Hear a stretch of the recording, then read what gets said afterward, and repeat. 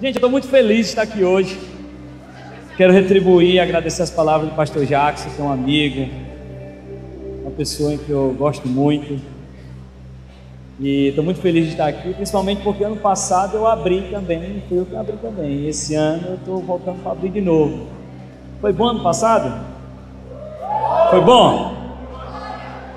Foi bom? Foi ou não foi bom? Pois esse ano vai ser 2 vezes melhor, gente. Acho que vocês não entenderam o que eu falei. Esse ano vai ser 2 vezes melhor. Quem pegou, pegou. Quem não pegou, não pega mais. Gente, eu quero que você abra sua Bíblia em Números capítulo 13. Vou tomar um fundo só para eu ouvir melhor. Ah, Jesus bom. Queridos, o ano de 2017 foi para mim um ano de crise. Eu tenho um pedido para fazer para você agora. Eu quero pedir que, por favor, agora eu não vou ficar só 40 minutos aqui, eu não vou passar de 40 minutos. Mas eu quero pedir que você, a partir de agora, você não se levante, você não saia e você fique concentrado aqui. Deus, Ele tem uma palavra para você e essa palavra, você pode ter certeza, se você recebê-la, ela tem um potencial para marcar a sua vida, assim como ela marcou a minha.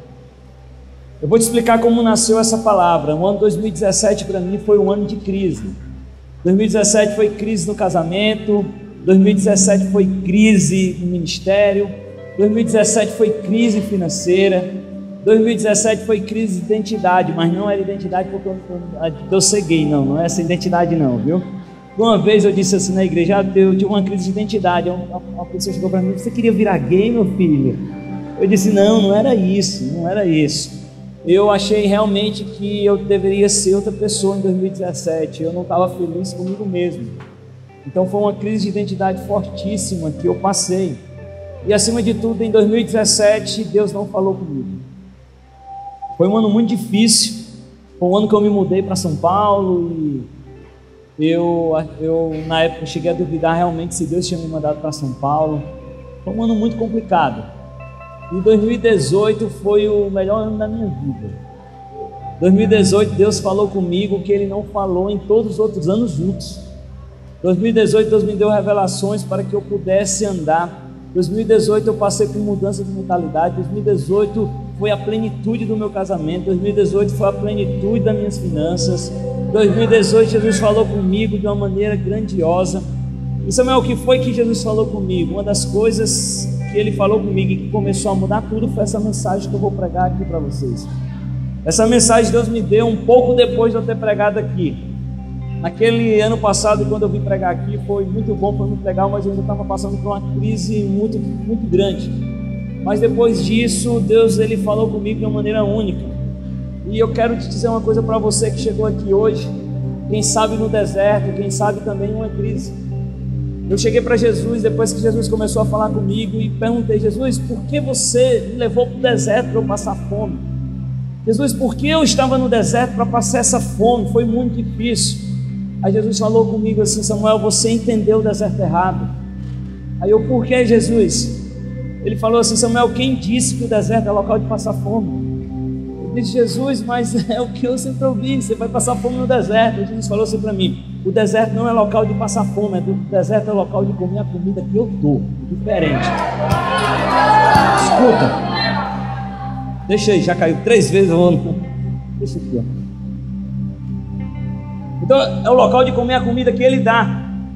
Mas Samuel, o problema é que você estava tão acostumado com a vida que você tinha, que você não estava ouvindo, não estava querendo entender o novo que eu tinha para você.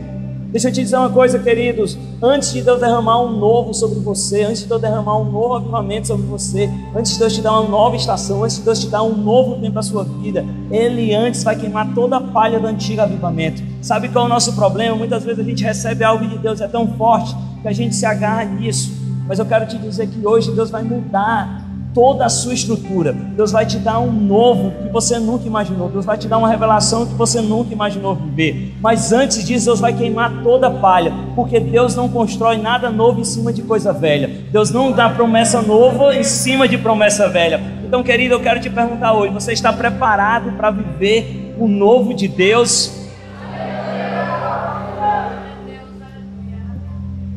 Ah, Jesus, eu estou muito empolgado para pregar hoje, gente.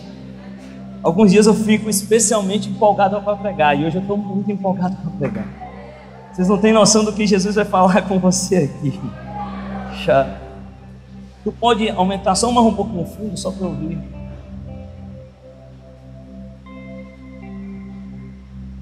Quem já achou Números 13? O Senhor disse a Moisés: envia homens para fazer o reconhecimento da terra de Canaã, a terra que eu dou aos israelitas. Quem dá aos israelitas? Quem dá? Quem dá?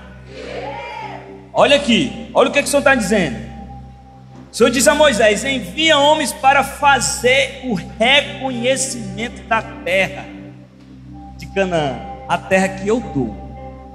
Note que Deus mandou os espias irem reconhecer, olhar, irem ver a estratégia. Nota que Deus já tinha dito: olha, vocês só vão fazer para ver estratégia, porque a terra eu já dei, e se Deus falou, já é. Amém? Mas olha o que acontece. Deus falou, Deus já disse, como Deus já disse a você muita coisa. Mas olha o que acontece. Moisés fez conforme o Senhor ordenou. Agora vamos lá para o 25, versículo 25. Olha o que acontece. Depois de passarem 40 dias explorando a terra, os homens retornaram a Moisés, a Arão e toda a comunidade de Israel em Cádiz. Relataram o que tinham visto a toda a comunidade e mostraram os frutos que trouxeram da terra. Este foi o relatório que deram a Moisés: entramos na terra a qual você nos enviou, e de fato é uma terra que produz leite e mel com fartura. Aqui está o tipo de fruto que nele há. Olha o que ele está dizendo. Olha, tudo que a gente ouviu falar sobre a terra é verdade. A terra planta, a terra mana leite e mel. Olha a fruta que dá. Olha a fruta que dá. Então, queridos, eu quero que você saiba, tudo que você ouviu falar a respeito do que Deus ia fazer é verdade. Olha uma pessoa do seu lado e diga assim: é verdade tudo que Deus falou. Agora que começa o problema, preste atenção. Preste atenção. Contudo, o povo que vive ali é poderoso, e suas cidades são grandes e fortificadas. Vimos até os descendentes de Enaque. Os amalequitas vivem no Negueb. Os hititas, jebuseus e amorreus vivem na região montanhosas. Os cananeus vivem perto do mar, do litoral, no mar Mediterrâneo, no vale do Jordão. Caleb tentou acalmar o povo que estava diante de Moisés. Vamos partir agora mesmo para tomar a terra, disse ele. Com certeza podemos conquistá-la. Mas os outros homens que tinham feito com ele reconhecimento da terra discordaram. Não podemos enfrentá-los, são mais fortes do que nós. Então espalharam entre os israelitas um relatório negativo sobre a terra, dizendo: a terra que atravessamos, ao fazer o reconhecimento, devorará quem for morar ali. Todas as pessoas que vimos são enormes, vimos até gigantes, os descendentes de Enaque. Perto dele, nós nos sentimos como gafanhoto. E também era assim que ele nos via. Então toda a comunidade começou a chorar em voz alta e continuou em prantos a noite toda. Suas vozes se elevaram em grande protesto contra Arão e Moisés. Ah, se nós tivéssemos morrido no Egito, ou mesmo no deserto. Por que o Senhor está nos levando para essa terra só para morrermos em combate? Nossas esposas e crianças serão capturadas como prisioneiros de guerra. Não seria melhor voltarmos para o Egito? E disseram uns aos outros: vamos escolher um novo líder e voltar para o Egito. Moisés e Arão se curvaram com o rosto em terra diante de toda a comunidade de Israel. Preste atenção. Dois homens que tinham feito o reconhecimento da terra, Josué filho de Nun e Caleb filho de Jefuné, rasgaram suas roupas e disseram a toda a comunidade de Israel: a terra da qual fizemos o reconhecimento é muito boa, e se o Senhor se agradar de nós, Ele nos levará em segurança até ela e dará a nós. É uma terra que produz leite e mel com fartura. Não se rebelem contra o Senhor e não tenham medo dos povos da terra. Diante de nós eles estão indefesos, não tem quem os proteja, mas o Senhor está conosco. Não tenham medo deles. Eu quero que você repita bem forte agora, diga assim: não tenham medo deles. Diga: eu não vou temer. Todas as promessas do Senhor na minha vida eu vou viver. Eu não tenho medo. Eu não tenho medo. E eu não tenho medo. Posso ouvir um amém agora? Queridos, o que me estranha aqui é que Deus falou para Moisés: olha, eu estou dando a terra para vocês, eu quero que você vá fazer o reconhecimento. E quando o povo foi lá ver, os espias, eles voltaram com medo, dizendo assim: olha, a terra tem gigante, olha, a gente é como gafanhoto diante deles. Note que não foram eles que disseram que eles eram gafanhotos. Eles mesmos, não foram o povo da terra, eles mesmos se autodefiniram como gafanhoto. E o que é interessante é que 10 pessoas dando um relatório negativo, todo o povo foi contaminado. Todo o povo foi contaminado. Todo o povo teve medo. Todo o povo se desesperou. Aí eu peguei e comecei a pensar: meu Deus, como é que se o Senhor tinha dito que a terra já era deles, por que eles tiveram medo? Se você for parar para pensar, esse era o mesmo povo que viu as 10 pragas do Egito, era o mesmo povo que viu o mar se abrir, era o mesmo povo que via a coluna de fogo, que via a coluna de nuvem, era o mesmo povo que viu o maná caindo todo dia, era o mesmo povo que viu a água saindo da rocha, era o mesmo povo que viu as águas do mar ficar doce, era o mesmo povo que viu as cordonizes caírem.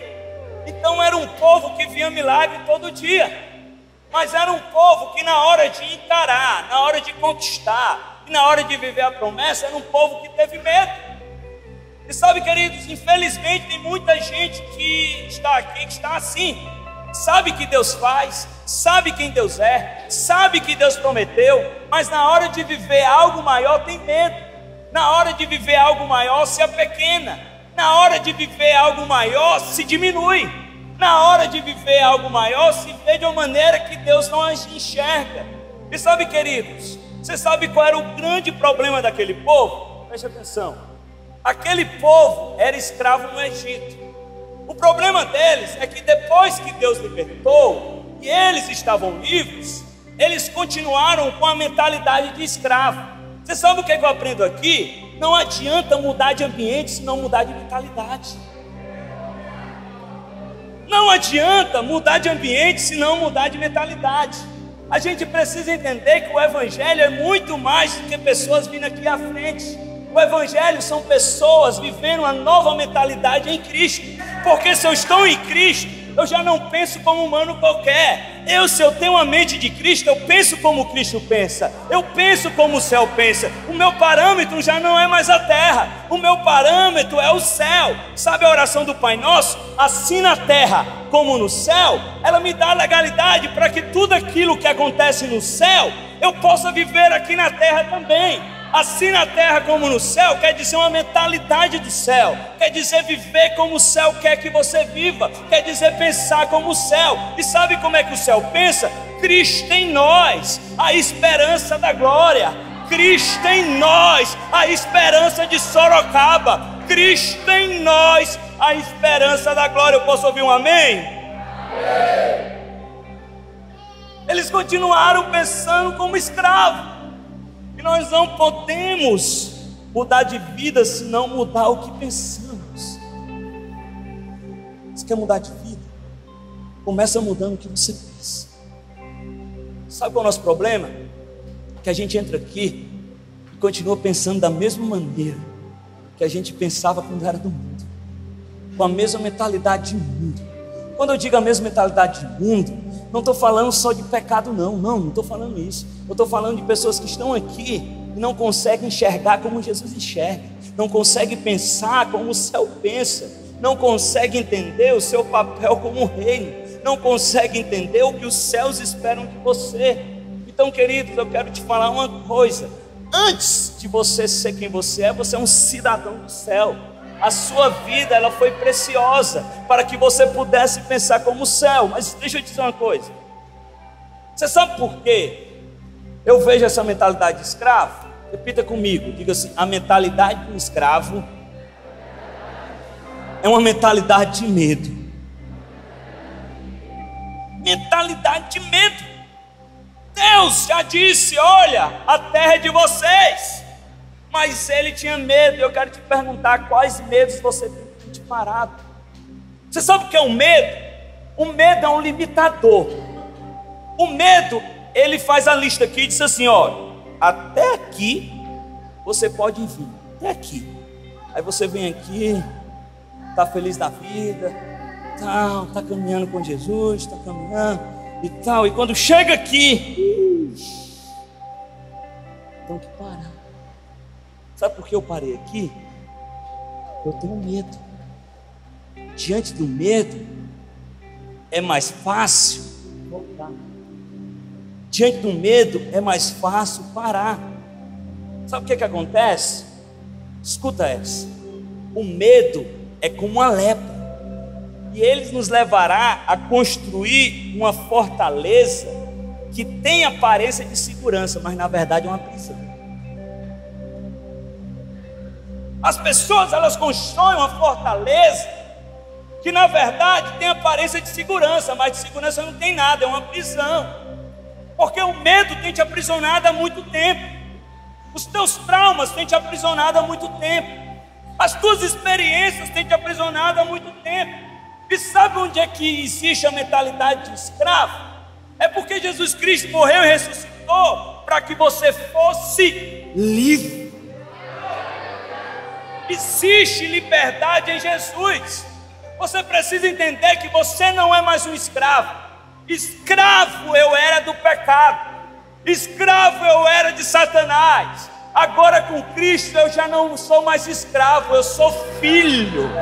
Escravo eu era do pecado, com Cristo eu sou filho. E como filho eu escolho viver a liberdade que eu tenho em Jesus. A liberdade para eu viver como Jesus quer que eu viva.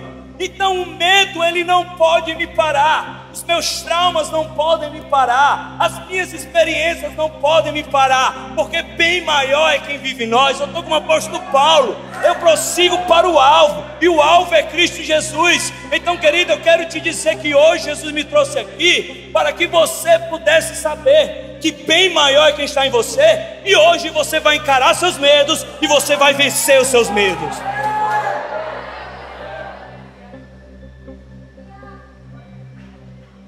Gálatas 4, versículo 7. E agora você já não é escravo, mas filho de Deus. E uma vez filho, Deus o tornou herdeiro. Escuta uma coisa: eles tiveram medo do gigante. Amém? Amém, amém? Estão acordados ainda? Quem está feliz, diga amém. Eles tiveram medo do gigante. Deixa eu dizer uma coisa para você. Escuta: o tamanho do gigante não importa quando eu sei que estou construindo algo maior do que ele. Você sabe por que o tamanho do gigante importa para você? Porque você não sabe o que está construindo em Deus, e você não tem noção do que Deus está construindo em você. Porque o tamanho do gigante não importa quando eu estou construindo algo maior do que ele. Olha Davi, quando todo mundo teve medo de Golias, Davi chegou e disse: quem é esse incircunciso que ousa desafiar o Deus vivo? Sabe por que Davi fez isso? Porque Davi sabia o tamanho do Deus deu. E Davi sabia que tinha uma promessa. E que se ele tinha uma promessa, Deus, ele não tinha chamado ele para morrer diante do gigante. Deus tinha chamado ele para ser rei. Então ele sabia que estava construindo algo bem maior do que qualquer gigante. Aquele povo, ele não estava simplesmente entrando na terra prometida. Ele não estava simplesmente indo lá para morar. Aquele povo estava vivendo o cumprimento de uma promessa, que era de Abraão, de Isaac e Jacó. Era a nação que Deus estava preparando, era algo muito maior. Então, por não saber o que eles estavam construindo, eles tiveram medo. Ei, olha para cá, deixa eu dizer uma coisa para você. O que Deus está construindo em você é bem maior do que qualquer gigante que venha se levantar. O que Deus está construindo em você é bem maior do que qualquer trauma que você venha ter. O que Deus está construindo em você é bem maior do que você pode imaginar.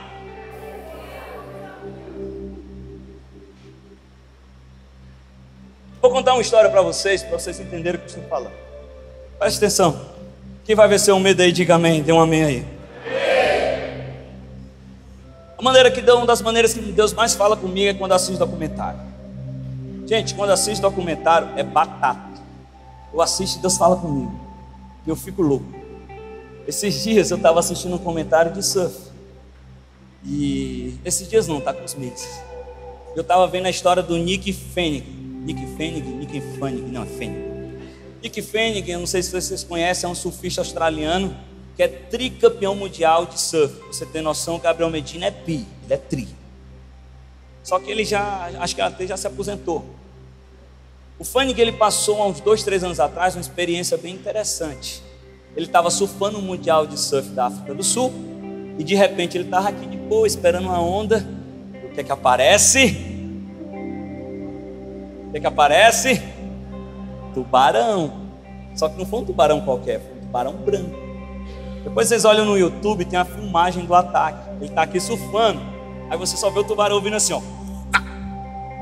A sorte dele é que o tubarão é uma mordida, mordeu a prancha. Aí ele dá um murro no tubarão assim, aí sai correndo. Correndo não, ele sai nadando. Saiu nadando. Disfarça. Então ele sai nadando. E é legal que na filmagem, tem até no YouTube, tem essa filmagem. Tem até ele assim, ó. Ele nada, aí tem horas que ele está nadando, depois ele fica assim, ó. Aí chega o jet ski e leva ele. Uma semana depois, ele foi treinar. Ele estava surfando, o que é que aparece? Outro tubarão. Dessa vez ele saiu nadando antes que o tubarão atacasse. Não foi correndo, foi nadando. E quando ele chegou, depois de ter fugido, um repórter chegou para ele. Agora, retorna sua atenção, olha para cá. O repórter chegou para ele e disse assim: deixa eu te perguntar uma coisa. Ele fala: você não acha que isso é um sinal para você parar? Aí ele falou assim: o surf já me deu tudo que eu preciso. Aí logo em seguida ele deu uma resposta que Deus falou muito comigo. Preste atenção no que ele falou. Ele olhou para o repórter e disse assim: mas a minha vontade de surfar é bem maior do que o meu medo de tubarão.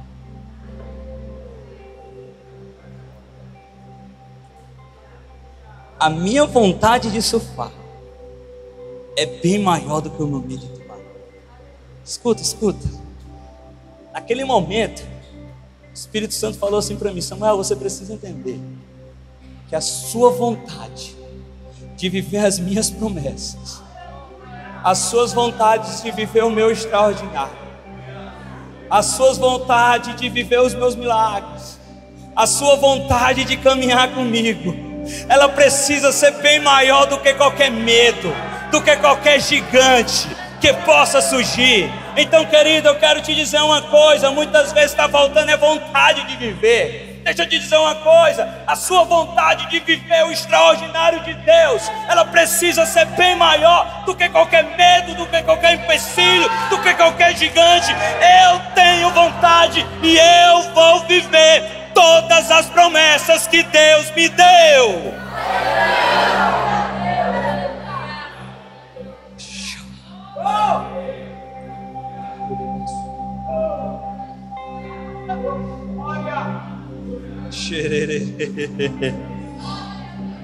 Escuta, é como uma plantação de milho. Escuta essa. A plantação de milho tem um espantalho. Para que tem um espantalho? Para espantar os pássaros. Eu estava vendo um dia, escutei o bispo JB Cavalli pregando, que existem 2 tipos de pássaro. O primeiro tipo de pássaro, ele está aqui, ó, voando. Aí vê um milho, aí ele se anima: eita, tem milho. Aí ele vai chegando, aí ele vê o espantalho. Ele: opa, deu ruim, tem gente, eu vou embora. Ele vai embora. Só que tem um segundo tipo de pássaro. Opa, tem milho. Aí vem ele ver: opa, Tem gente, se tem gente, é porque tem milho. Sabe por quê? Porque os meus medos apontam para as minhas maiores recompensas. Os seus medos apontam para as suas maiores recompensas. Então, querido, eu quero te dizer que por detrás dos teus medos estão as maiores recompensas que Deus quer te dar. Sabe por quê? Porque não existe crescimento dentro da zona de conforto. Não existe crescimento no lugar onde você está confortável. Quer crescer, quer viver coisas maiores? Saia do barco, saia da zona de conforto. Viva o chamado, porque por detrás dos seus medos estão as suas maiores recompensas.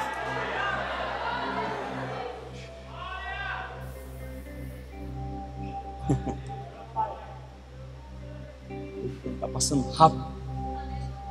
Escuta. Eu me lembro que eu sempre tive muito medo, e tenho ainda, de passar necessidade, sabe? E a minha vida toda foi uma vida de várias escolhas, que eu saía da zona de conforto. Cara, mudar para São Paulo foi a maior loucura que eu já fiz na vida. Eu vim para São Paulo com a mão na frente e outra atrás. Eu só tinha uma palavra de Deus.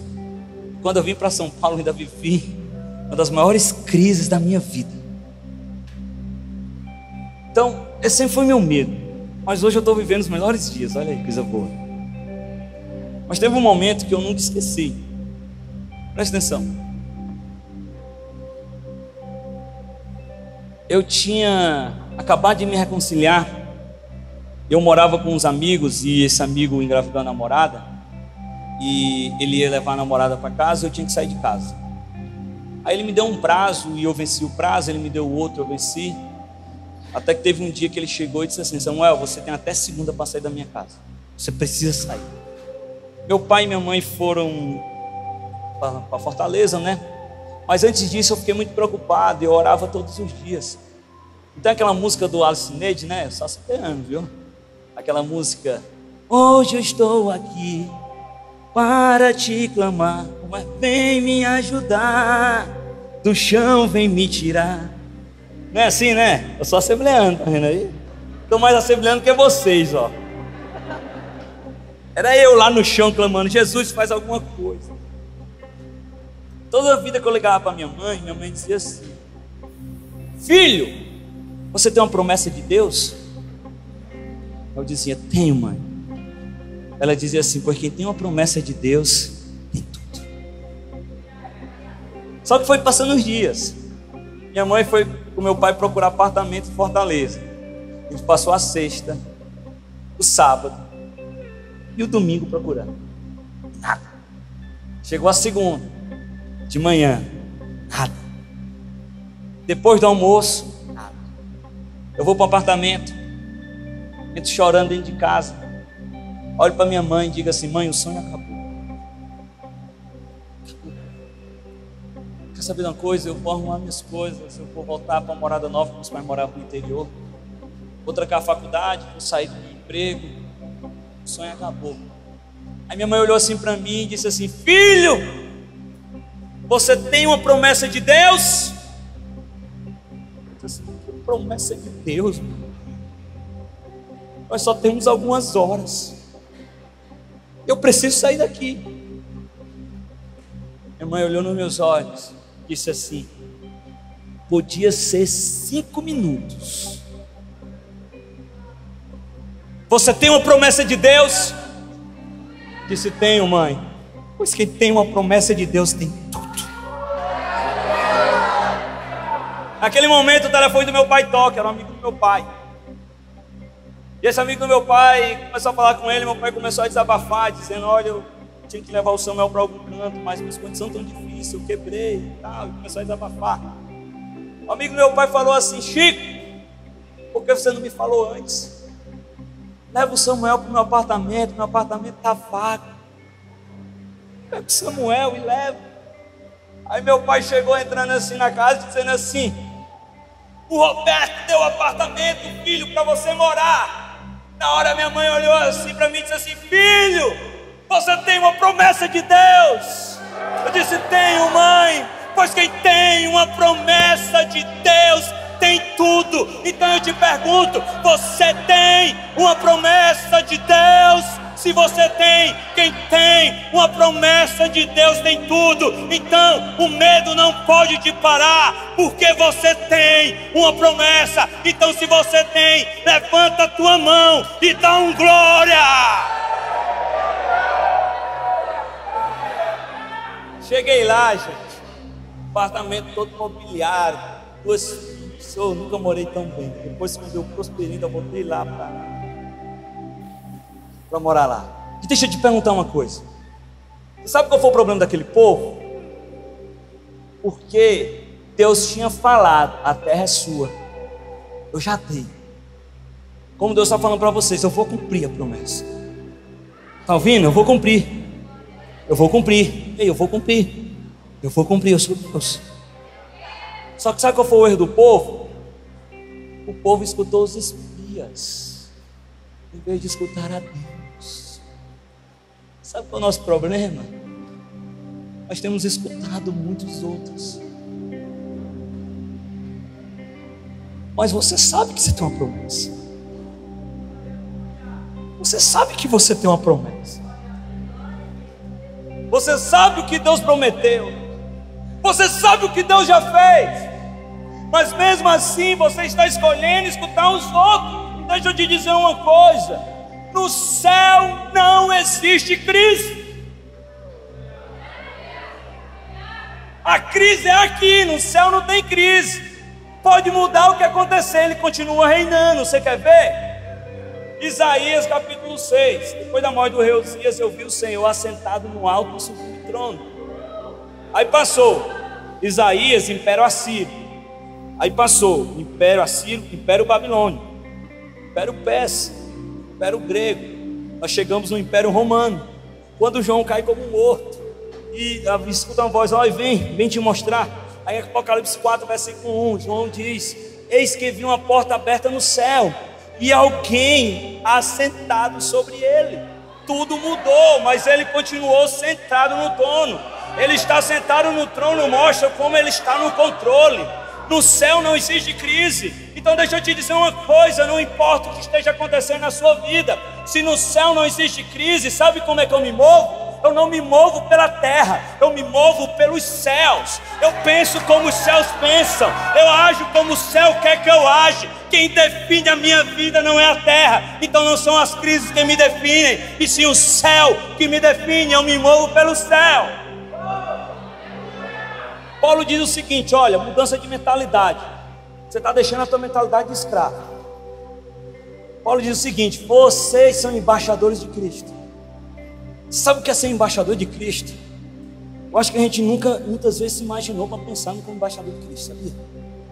Porque vamos imaginar a Venezuela. Vocês estão vendo o caos que está na Venezuela. Lá na Venezuela tem um embaixador americano. Sabe o que acontece? Está o caos na Venezuela, mas o embaixador americano está tranquilo. Sabe por quê? Porque a paz dele não depende da Venezuela, a paz dele vem dos Estados Unidos. Ele, apesar de morar na Venezuela, ele não pensa como venezuelano, ele pensa como americano.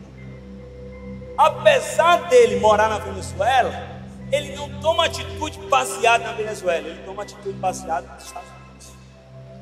Então vamos lá, se nós somos embaixadores do céu, então quer dizer que nós não nos movemos pelo que acontece na terra. Quer dizer que as nossas definições, a nossa paz não vem da terra, a nossa paz vem do céu. Então a nossa segurança não está aqui, a nossa segurança está da nossa casa, que é o céu.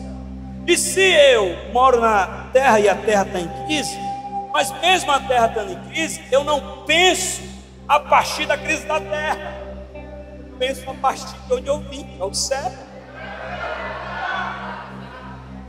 Eu não tomo minhas decisões baseadas na terra, eu tomo minhas decisões baseadas no céu. Apesar de estar na terra, o meu pensamento é pelo céu. Então eu não me movo. Por isso que Cristo disse: seja feita a sua vontade, assim na terra como no céu.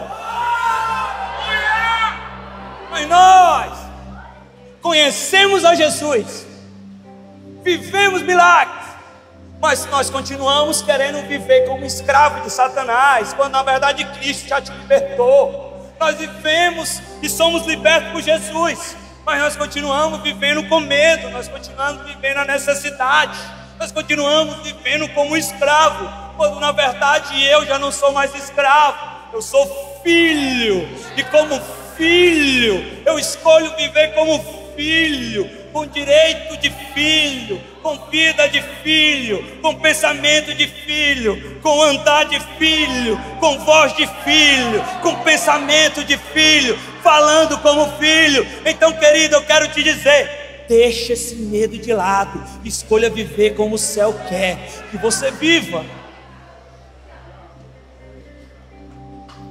Escuta essa. Diga, repita comigo. Escravos vivem na necessidade. Necessidade de comer. Necessidade. Necessidade. Necessidade. Necessidade. Escravo vive na necessidade. E aí, Samuel? E como é que nós? Se nós somos escravos, como é que nós vivemos? Preste atenção. Enquanto continuarmos nos movemos na necessidade, é a necessidade que vamos viver. Mas quando entendermos que somos filhos, nós entendemos que nós não nos movemos por necessidade. Filhos se movem por propósito. E quando eu entendo isso, já não é mais a necessidade que eu vou viver, mas o extraordinário de Deus que eu vou viver. Escravos vivem na necessidade, filhos vivem no propósito. É diferente, queridos. Pois eu só dá uma glória a Deus, bem. Eita, o tempo corre, deixa eu correr. Deixa eu abrir minha água que agora deu sede.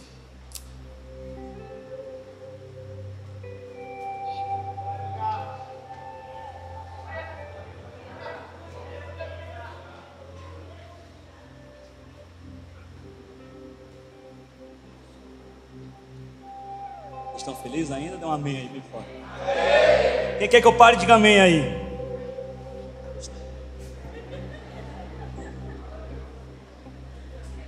Escravos vivem na necessidade, filhos vivem no propósito. Agora escuta essa. Eu vou dar um exemplo para você entender. Quando a gente fala da semente, todo mundo fala, pastor Jackson, do plantar e do colher. Só que a gente esquece a fase mais difícil da semente. Sabe qual é? Vou tirar, vai. Assim, ó.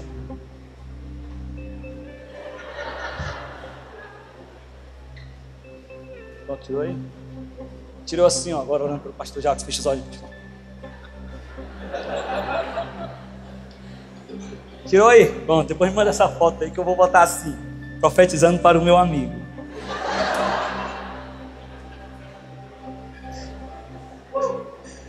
Bota a salva de palmas para Jesus aí, gente.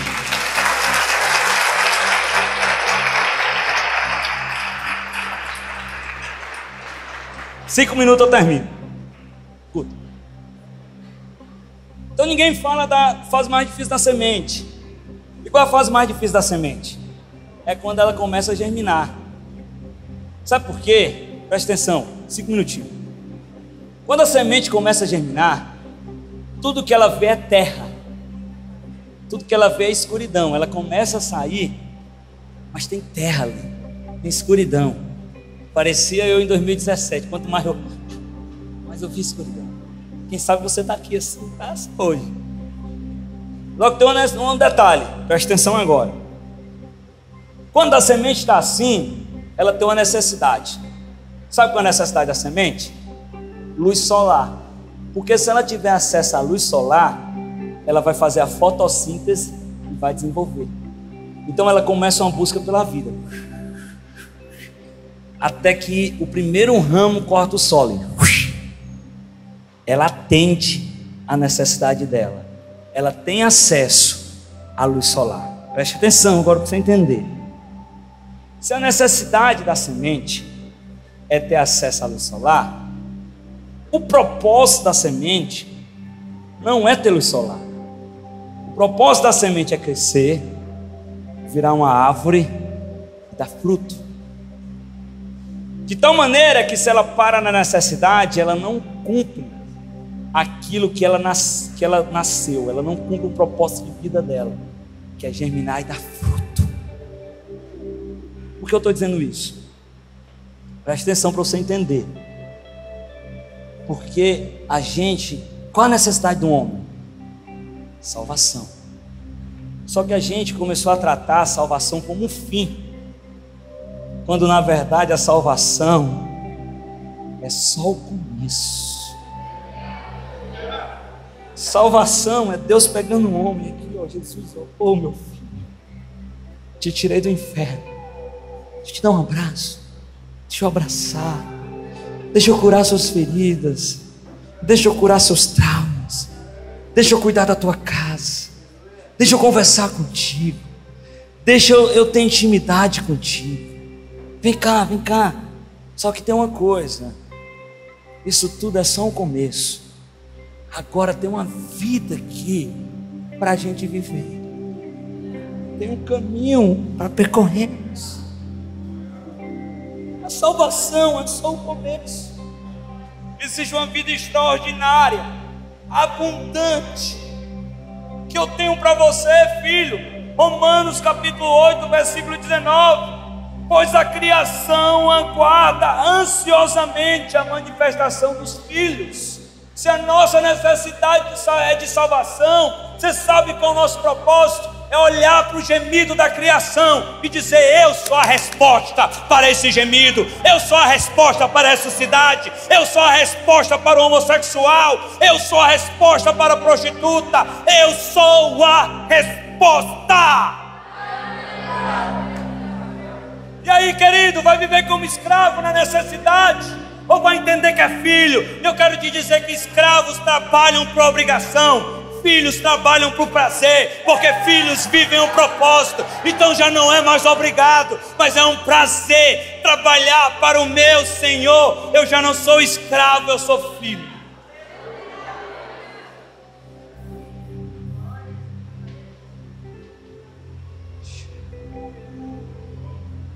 Mas infelizmente tem muita gente aqui que está vivendo como escravo. Jesus já fez, Jesus já garantiu, mas você está deixando o medo te limitar. Você está vivendo na necessidade. É sempre a mesma coisa da última vigília, do último congresso.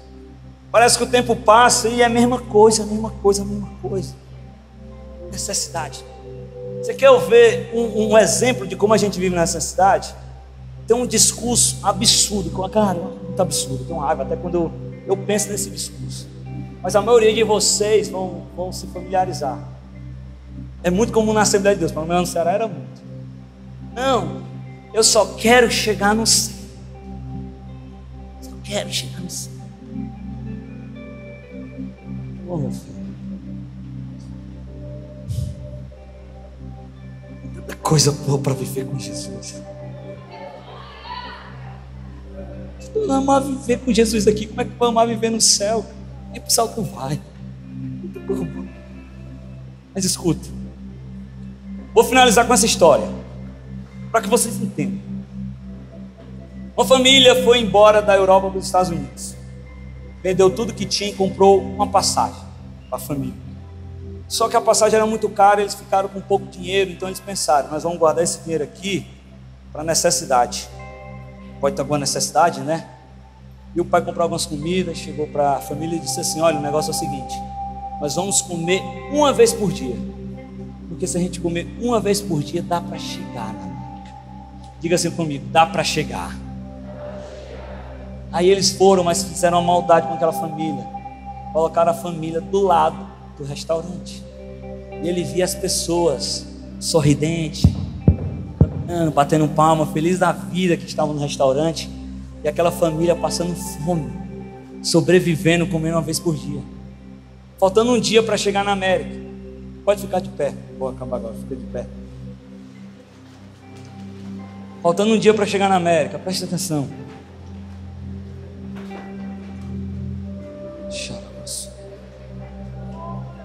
Um dia, para chegar na América, o capitão falou: amanhã nós estaremos na América.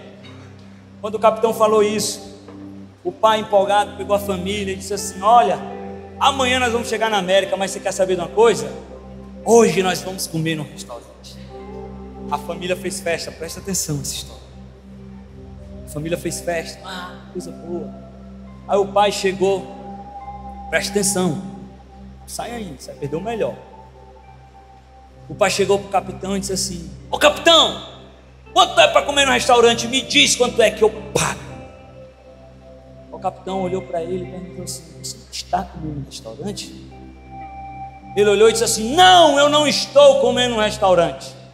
Me diz quanto é que eu pago e vou comer. O capitão olhou fixo nos olhos dele e falou: o preço do restaurante estava incluso na passagem. Você não estava comendo porque não queria, mas já estava pago. E você estava passando fome. Eu não sei se você entendeu,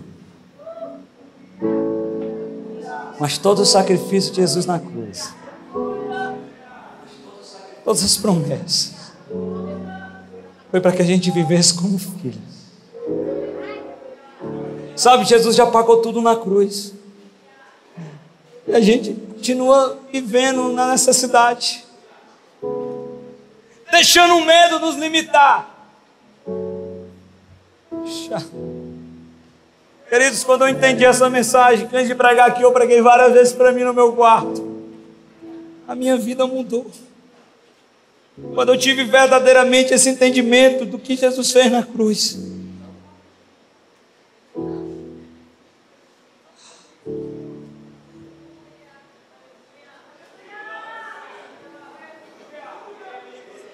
Coração, eu fico triste, porque infelizmente a maioria das pessoas que estão aqui, elas não estão vivendo aquilo que Jesus pagou o preço.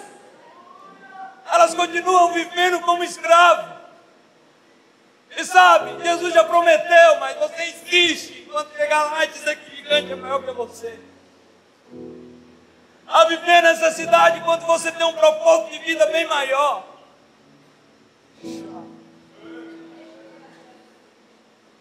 Sabe, queridos, durante muito tempo nós aprendemos que o evangelho era uma vida medíocre. Mas de medíocre o evangelho não tem nada, porque o evangelho é o poder de Deus para mudar o mundo. Quando eu entendi isso, já estava pago. Sabe qual é o nosso problema? É que a gente quer conquistar o direito, quando na verdade já está pago. Deus falou: a terra já é sua, eu te dei.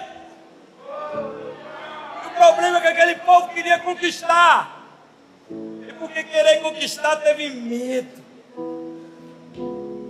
Sabe, eu estou falando com pessoas que ficam muito tempo no descanso em Deus. Pessoas que deixam medo limitar. Pessoas que não estão vivendo o que Jesus pagou o preço para elas viverem.